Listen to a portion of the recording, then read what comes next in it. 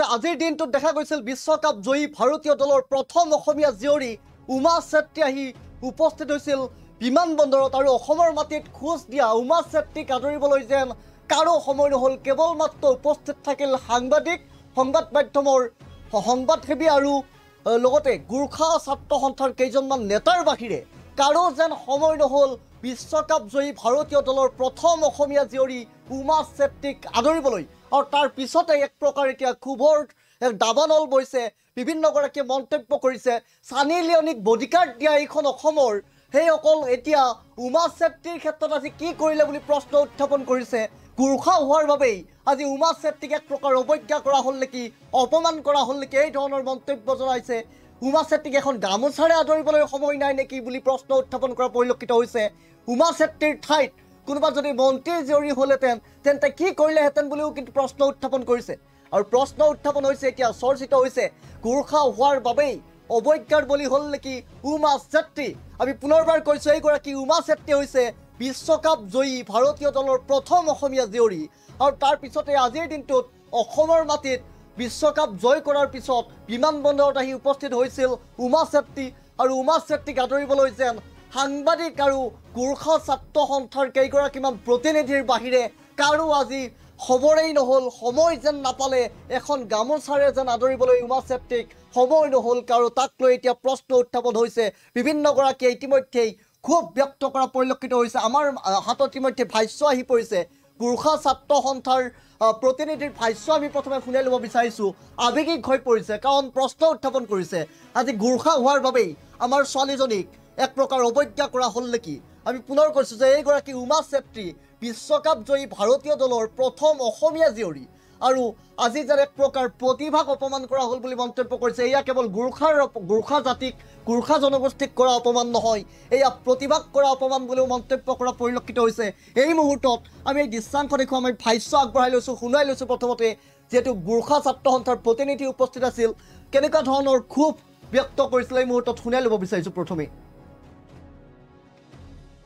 আৰু এইদৰেই দেখা গৈছে উমা চেত্ৰী আজি বিমানবন্দৰত উপস্থিত হোৱাৰ পিছতেই যিটো পৰিৱেশ হ'ব লাগিছিল সেই পৰিৱেশ যেন নহ'ল। যিখন অসমত বিভিন্নগৰাকীক ঢোলে ডগৰে আদৰা হয় তাৰ বিপৰীতে উমা চেত্ৰীক আজি যেন এক প্ৰকাৰ আদৰিবলৈ কাৰো আহৰি নহ'ল।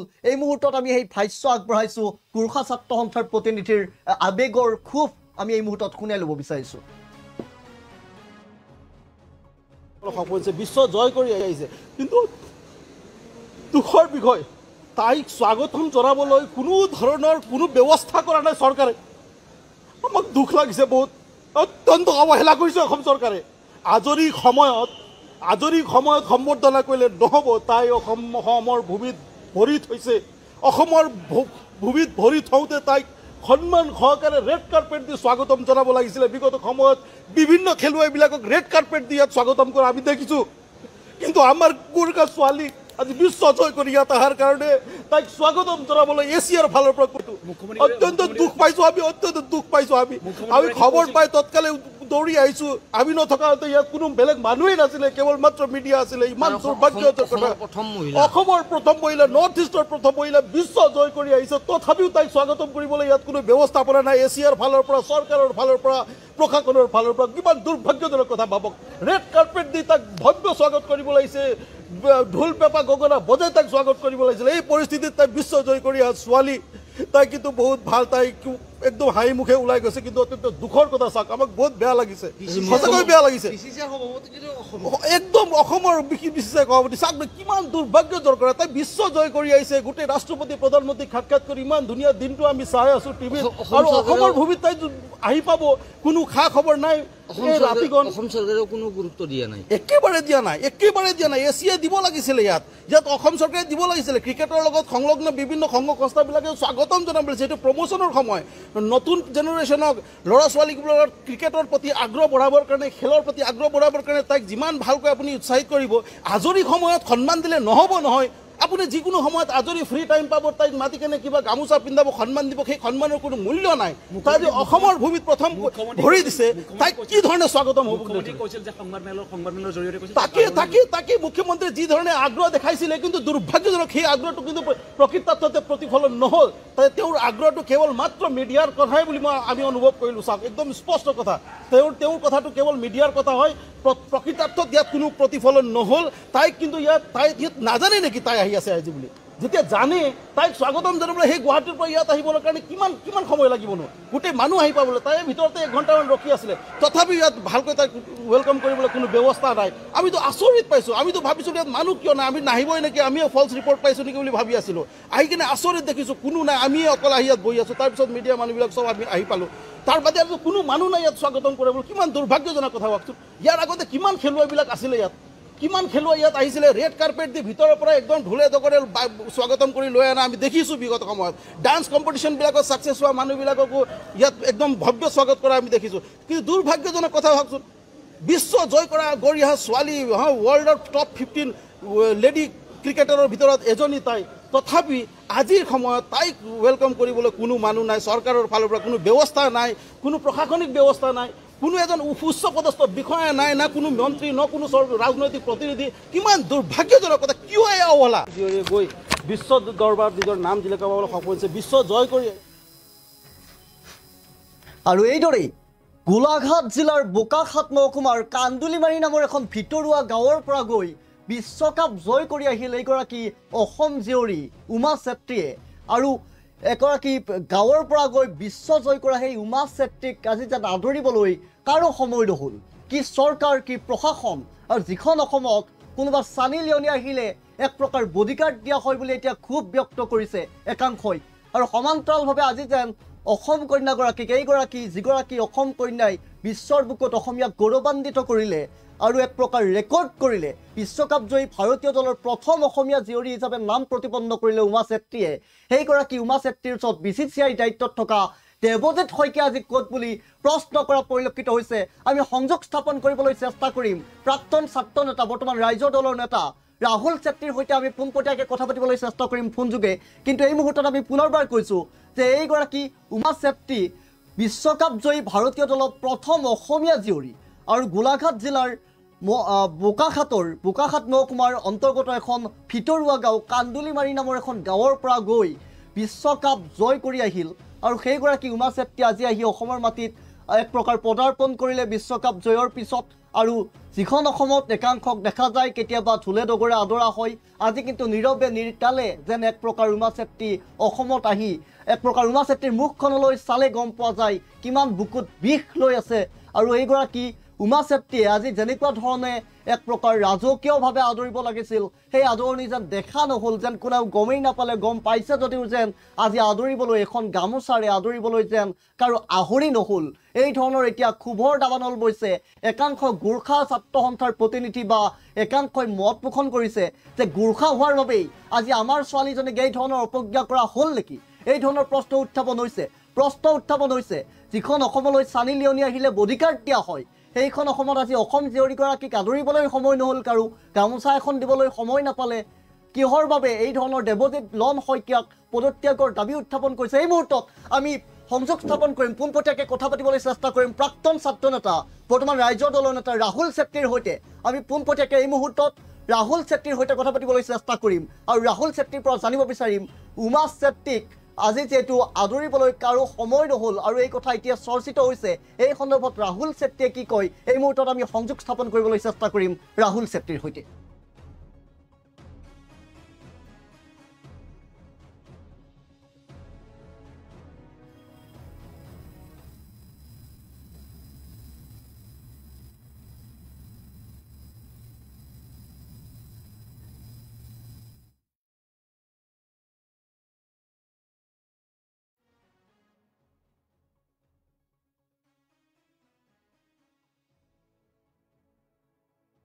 কৰি এক প্ৰকাৰ আৰু এই মুহূৰ্তত আমি ফোনৰ লাইনত সংযুক্ত হৈছো বৰ্তমান ৰাইজৰ দলৰ নেতা ৰাহুল ছেত্ৰীৰ সৈতে। ৰাহুল ছেত্ৰী, মই স্বাগতম জনাইছো। কিন্তু আজিৰ দিনটোত যিহেতু বিশ্বকাপ জয় কৰি এক প্ৰকাৰ অসমৰ মাটিত খোজ দিলেহি অসম কন্যা উমা ছেত্ৰীয়ে, আৰু বিমানবন্দৰত যি পৰিৱেশ দেখা গ'ল যে গোৰ্খা ছাত্ৰ সন্থা আৰু সাংবাদিকৰ বাহিৰে আন কোনো তাত আজি উপস্থিত নাই, যেন এক প্ৰকাৰ কাৰোৱে এতিয়া সময় নাই।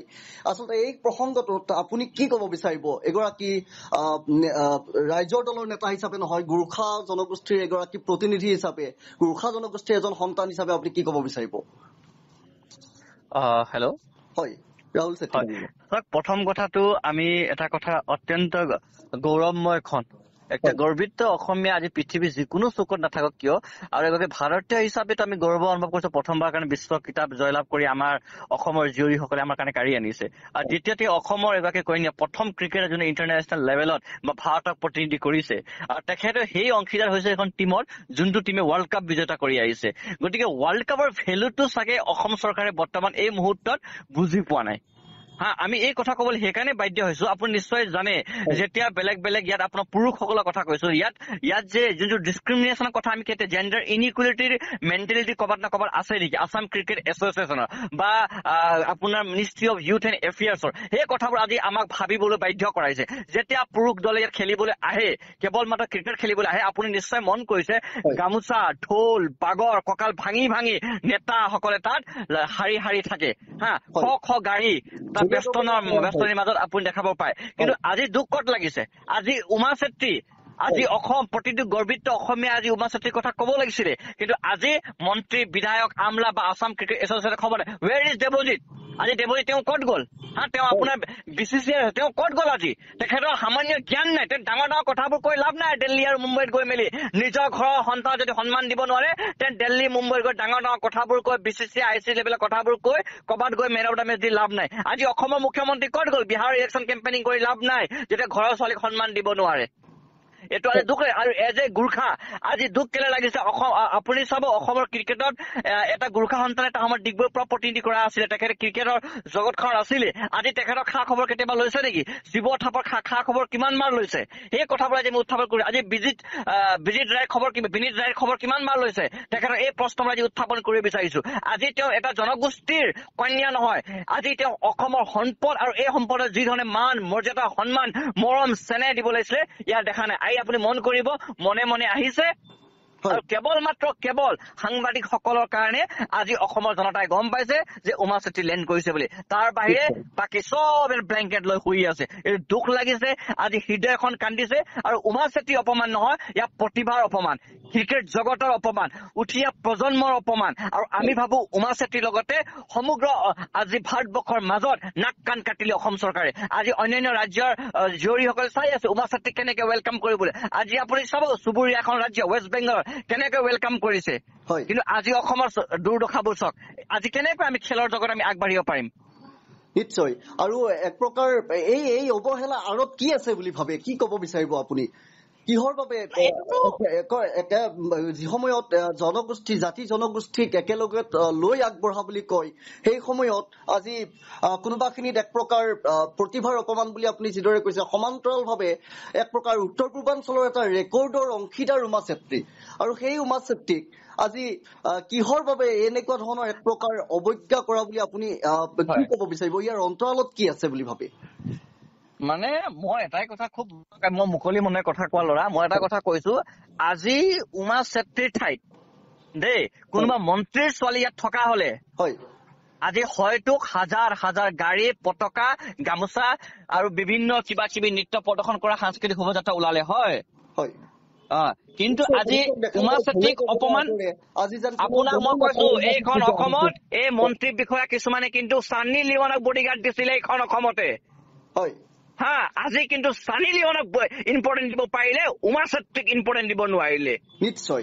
আজি চাওক মণিপুৰত মেৰী কমক কি ধৰণে সন্মান মৰ্যাদাত হৈছে, কিন্তু আজি আমাৰ উমা চেত্ৰীক চাওক আৰু আপুনি কোৱাৰ দৰে উত্তৰ 8 ভনী আজি আপোনাৰ 7 ভনী 8 ভনী আমাৰ উত্তৰ পূৰ্বাঞ্চলৰ নহয় সমগ্ৰ ভাৰতৰ বুকুৰ ইতিহাসত সদায় চিৰদিন চিৰজীৱন সূৰ্য চন্দ্ৰ থকালৈকে কিন্তু উমা চেত্ৰীৰ নাম থাকিব আৰু কেনেকৈ সেই নামখনক একদম অপমান অৱহেলা কৰিছে আজি Assam not only Assam government Assam cricket association administration branch each and every চব সমান্তৰালভাৱে ইয়াত অংশীদাৰ আৰু ইয়াত জাতীয় সংগঠনৰ দায়িত্ববোৰ আছে নিশ্চয় জাতীয় সংগঠনৰ দায়িত্ববোৰ আছে কাবাক উপাধি দিব বলে সহজ অসম কন্যা কিবা অসম গৌৰৱ অসম কণ্ঠ বুলি ক'বলৈ কিন্তু সেইখন প্ৰতিভা সন্মান দিয়াটো তাতকে বেছি প্ৰয়োজনীয়তা নিশ্চয় নিশ্চয় নিশ্চয় গম পাইছো ৰাহুল চেত্ৰী ডাঙৰীয়া আপুনিও আৱেগিক হৈছে আৰু প্ৰত্যেকেই আৱেগিক হৈছে কাৰণ যেতিয়া উমা চেত্ৰী যেতিয়া বিমান বন্দৰত আজি আহি উপস্থিত হৈছিল আৰু সেই সময়ত যিখন দেখা যায় বহুতক ঢোলে ডগৰে আদৰে এক প্ৰকাৰ ৰেড কাৰ্পেটেৰে